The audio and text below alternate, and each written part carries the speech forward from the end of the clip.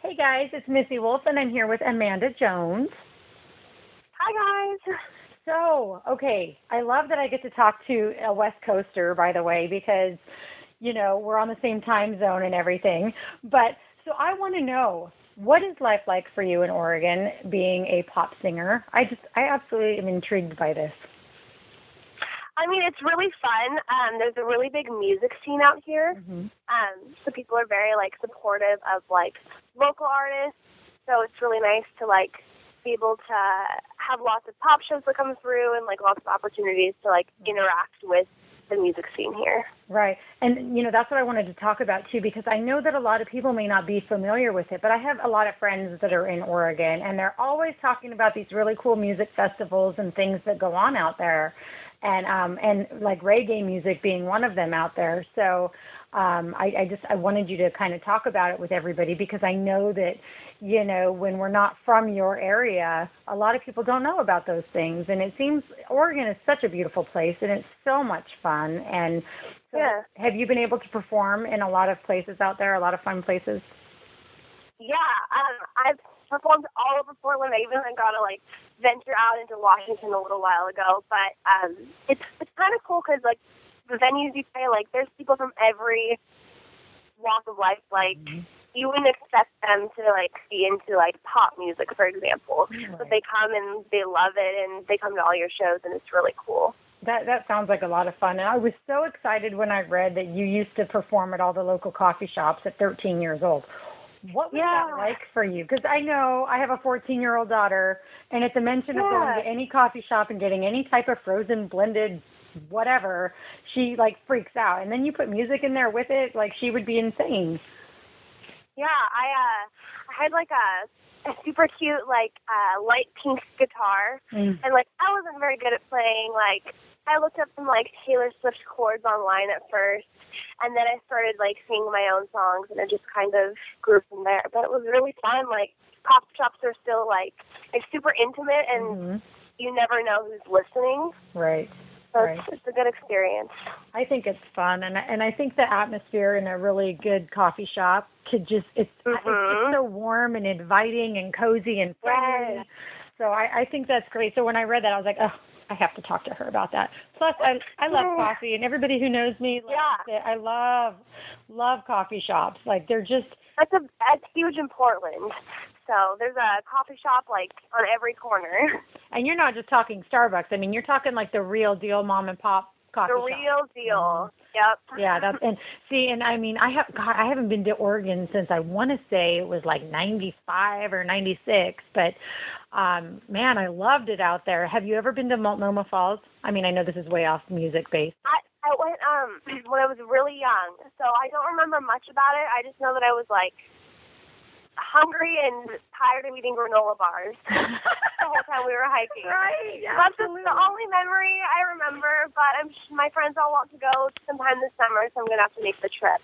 I think it would be great. And the only reason why I'm saying that is because you seem in your videos, Wait for Me Tonight and My Goodbye. I mean, I love the stories and the songs, but your video for Wait for Me Tonight, you came across so emotional, and then the pictures that you had in that video, in the video itself, just seems like you had so much fun filming it. Even though it was an emotional video, I imagine you had so much fun filming it, and I just thought that doing something with a group of friends at Multnomah Falls, I don't know, that's why I had to bring that up. I was just thinking that could be the perfect background for you to do some filming there of some sort, because it really is just so beautiful. That totally would. My videographer, her name is Milan Cook. I work with her out in Utah, actually. Mm-hmm. So it's kind of tricky because I live all the way over here and she's over there. So I will just go out there and work with her. But we're planning some fun friend scene video ideas for brand new day. So it'll be really cool. Oh, that's awesome! Awesome. I'm glad. I love when I see an aspiring artist, somebody who's, doing really well. I love when they've got plans and they can talk about things that are coming up, and they sound excited about it. So that's awesome. Now, I want to know about opening for R5. Were you an R5 fan before you opened up for them? I Okay, I kind of was. So, but it was a really good experience. It's definitely my target audience, so it fit perfectly with my music and my style, and it was a really, like, good learning experience. It was my first concert ever beyond, like, coffee shops.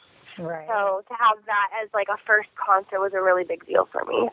Oh, that's great. Now, did you get to meet everybody in the band? I mean, I know they're all related, brothers and sisters, and Ross just seems like so much fun. And I know I've grown up basically watching Disney Channel, and then had kids, and then they were watching Disney Channel, so it's like Disney Channel is a part of my life nonstop. So, I know all about Ross Lynch and R5, which is great, because I know a lot of our fans may not be, but I am, and I think they're great. And Austin and Allie is a huge show, or was a huge show. So, what was it like getting to actually meet them and hang out with R5?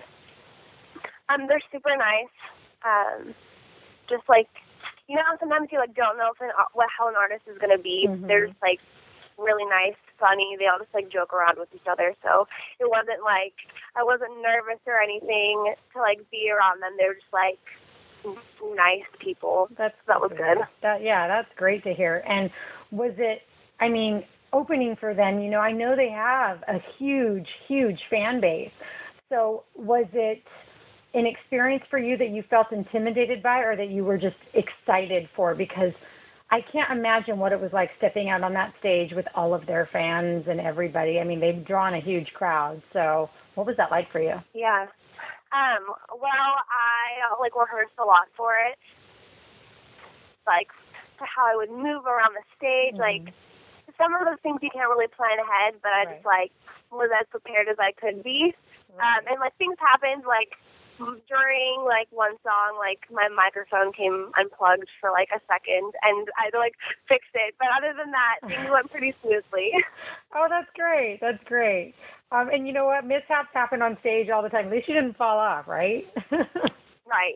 Because I've heard that before too. In fact, I'm sorry, girls, but I have to say this. We were talking to the Mercy Stone girls during CMA Fest, and one of my girls was telling me about an experience where she fell off the stage, and I felt so bad for her. But it's something that you see it on YouTube all the time, right? Beyonce and whoever else, everybody has those moments. So yep. The mic coming unplugged. I'll take that. Yeah, that's great. But it makes for fun and exciting, memorable moments too, I think. So I think that's awesome. But there's something interesting that I wanted to talk to you about, which is your social media. And I want to know your thoughts on social media, because it's so big now. And there are so many different types of social media.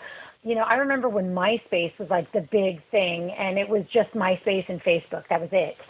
And now you have all of these different platforms, but it's enabled you to grow your music and to perform at larger venues. So I want to know your thoughts on that and behind that, and what you would advise other artists wanting to do what you do with their social media. So I honestly believe that without social media, I wouldn't be as far as I am with my music, because through it, I'm able to, connect with everyone, talk to people. I feel like I have a personal friendship with a lot of my fans and my followers, which other artists, I know some can say that, but many of them don't take the time to connect, other than being hey, my new song is out, go buy it. So I think it's important to take a little extra time and talk to the people that are supporting you, and if someone's running a street team for you, FaceTime them every once in a while and say, hey, thank you so much for, all that you're doing for me. Right. So just making, a more personal connection through your social media is a great thing to do. Absolutely. And that's why I wanted to talk to you about it, because, I talked to several artists who have, a big following on social media, and many of them do connect with their artists. But the fact that you, in your bio, you gave credit to social media for helping you grow and helping you take that next step to performing at larger venues. I liked how you credited that. And I just thought, you know what, it's really important to talk about, because I think that when an artist gives credit to where credit is due and acknowledges certain things, that not only are they being true to themselves and their fans, but they're also helping others that maybe want to do what you're doing, or they need advice to get to the point that you're at, and maybe they're not there yet. So I wanted to hear that good advice from you, and you delivered. So thank you. I think that's great. Yeah, thank you. And the fact that you acknowledge, you know, when people are doing a straight team for you, to connect with them and to, you know, to give them a shout out and credit them for their hard work too. I mean, that's the thing that, unfortunately, you're right. You know, so many of these, you know, huge names in the business, you know, they are at the point where it is a lot more difficult for them to connect with people individually on social media. But then again, you have people like Taylor Swift and Brad Paisley who connect with people all the time.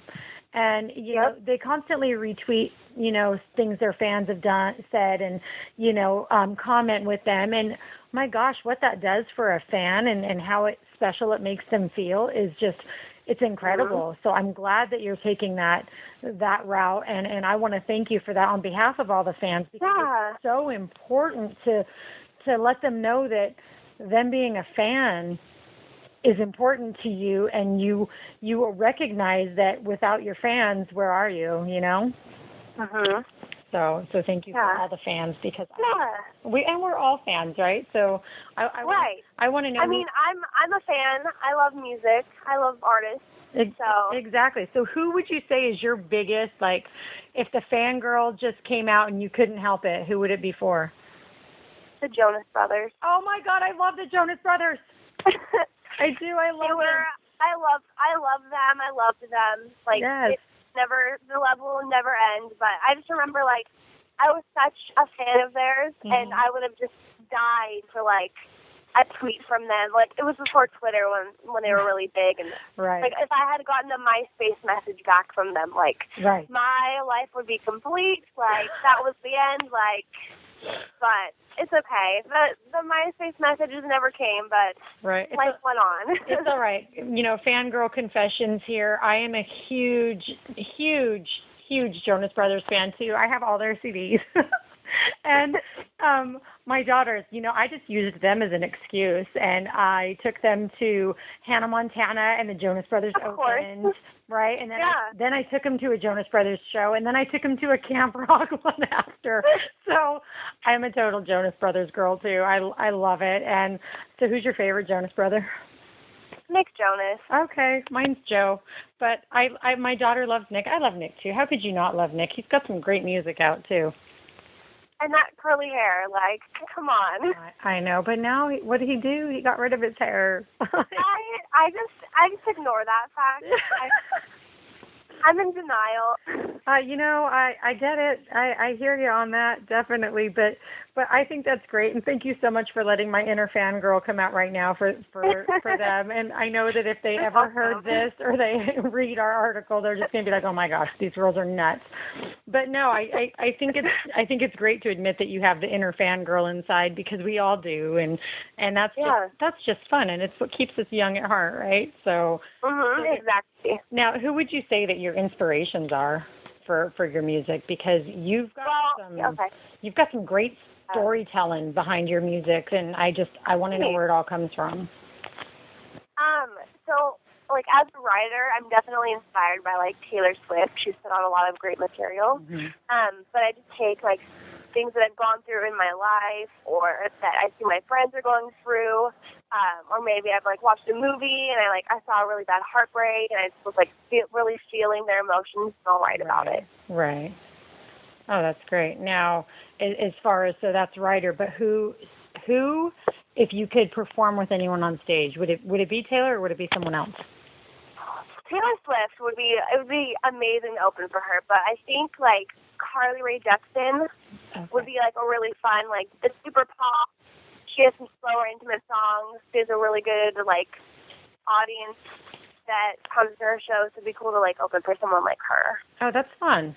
I love that I asked that because I think that that's a way that fans can actually connect to you a little bit more too, right? Because then they see who influences you and who inspires you and motivates you, and then they're kind of like, hey, that, maybe they relate to you more because of who motivates you or, right. who you're a fangirl of. There's so many ways that a fan can connect to an artist. So I like to kind of bring that out. So bear with me on asking all these crazy, silly questions. No, you're good. But so I know you're so super busy and, you've got a lot of stuff going on. And I know that 2016 is supposed to be a big year for you. So I want to know, I know your EP, Brand New Day, is what do you have coming up? Yeah, so basically what we did is I first released it last summer, and we're just taking the song and kind of re-releasing a couple of singles with videos, because I really didn't do a whole lot. I was just wanted to kind of rush and put it out because I was so excited and I'd waited so long already, but I just didn't really take the time to make music videos or have the time to really put into music videos and working on creating content. Right. So basically I'm taking the next few months to really work on building YouTube content, because that's what I really like to do, create things, whether it's through videos, songs, just to work with people and put out artistic things. Oh, that's great. So. That's great. I knew that when I read your bio and it said that you had big things coming up in 2016, I was like, oh, I bet she does, because, I can see from what you've already got put out there for all of your fans that you're definitely not going to be slowing down anytime soon. And it seems like with every new thing that I've seen you release, it's just gotten better and better. And thank you. Well, you're welcome. But your delivery, emotional wise, in your video, I was actually very surprised by it, because you make it seem so believable.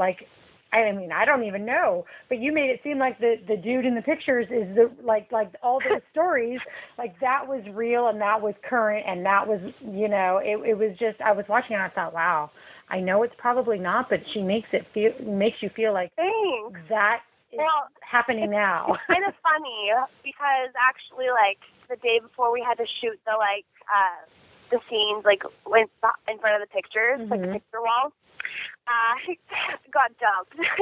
So I kind of channeled that into it. I was like, okay, well I can make myself look really sad for this video if I have to. Well, you totally did an amazing job, but I'm sorry that you got dumped, and shame on him. Whatever. That's okay. Worse things could happen. Right. But it's preparing you for what's coming along next. So yeah, that's how I look at it.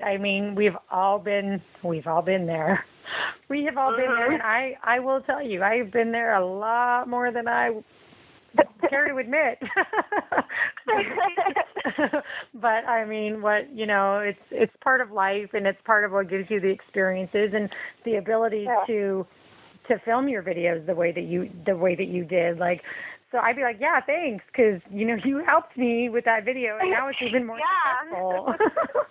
Yep. See, for real. That's great. Awesome. Well, thank you so much for taking the time to talk with me. But is there anything that you want to tell the fans before we go? Because I feel like I totally, was stingy with all of your time and talked about everything I wanted to talk about. Well, I want to thank you for having me, and and thank everyone who's listening to this right now for following me along and supporting my music. As an independent artist, it means a lot to me, so I appreciate all of you guys. Absolutely. Well, we'll make sure that we link up all of your social media to the article so that everybody can just, with one easy click, find you and follow you and, like you and share you with all their friends, because they need to. And you definitely have a great voice, and I can't wait to see what you have coming up next. And as soon as you have any new releases or anything like that, please let us know, or tag Center Stage Magazine or Missy Wolf in your post. That way we can blast it out on our sites as well, and just keep the promotions going for you, because you definitely have it. Thank you so much. Oh, you're welcome. But you're very talented, and we love to promote independent artists here, and I definitely see you going a lot further with your career, and I can't wait to watch it because I know it's going to be great. So Thanks. That means a lot to me. So thank you so much. You're so welcome. And until next time, we will talk to you soon. But have an amazing, amazing summer coming up. Can't wait. It's going to be great. All right. We'll talk to you soon. All right. Bye. Bye.